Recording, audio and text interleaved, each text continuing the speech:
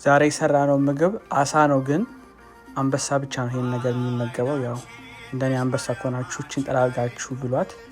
ይሄኛውን ከበላ በኋላ በቃ እንደ አሳ መዋኘት ተመኝቼ፣ ግን ሳስበው ስራው በጣም በዛብኝና ወደ አሰራሩ ገባን።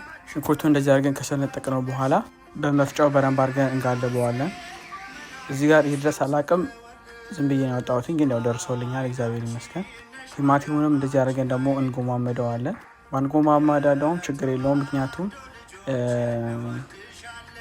ምንም ምክንያት የለውም። ቀጥሎ በደንብ አድርገን ከበጠበጥ ነው በኋላ እንደ ሽንኩርቱ እናስቀምጠዋለን። ድር ቢያድር አሳ ያስር ትል ነበር አይቴ። ትርጓሜውን ለምን እንደሆነ አልገባኝም፣ ግን እስቲ መልሼ ጠይቄ እነግራቸዋለሁ። ቀጥሎ አሳውን ሳንሳስት እንከትፈዋለን። ከዛ ሽንኩርታችንን በዘይቱ ጨምረን ዘይት ሳናበዛ እናቁላለዋለን።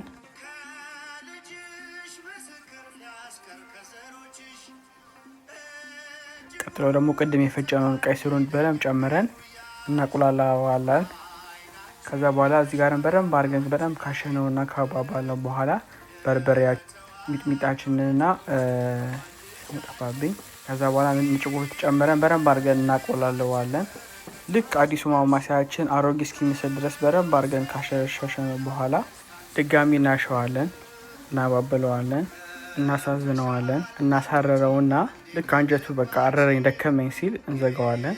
ቀጥሎ የምንሰራው አሳችንን ነው። አሳችንን ደግሞ በዘይት እንደዚህ አድርገን ትንሽ እየጠበበስ ካደረግነው በኋላ እንደዚህ ከፍ ከፍ ማድረጉ ስለማችሉት ለእኔ ተዉት፣ እናንተ በማማሳያቸው ማስሉ። ልክ መድረሱን ካወቃችሁ በኋላ ቅድም የሰራነውና እያባባለውን ላይ ጨምርና ከዛ ድጋሚ በሌላ ማማሲያ እናማስለዋለን። ቀጥሎ ጨዋችንን ነው የምንጨምረው። እሳቱን እዚህ ጋር ቀንሼዋለሁ። ቀጥሎ እንደናንተ አንጀት አረስ ቅቤ ያለውን እንጨምራለን። ከዛ በኋላ እንዘጋዋለን በሩ ማለት ነው። ከዛ በኋላ አላስችን ሲለን በሩን ከፍተውና ቃሪያችንን ጨምረን ደረሰልን ማለት ነው። ከዛ ጨላልፈን ጨለፋፍለን አንተ ትብስ አንቺ ትብስ ተባብለን በስመ አብ ወወልድ ወመንፈስ ቅዱስ ብለው እንደተለመደው እንጎራርሰዋለን። ያው ብሉት።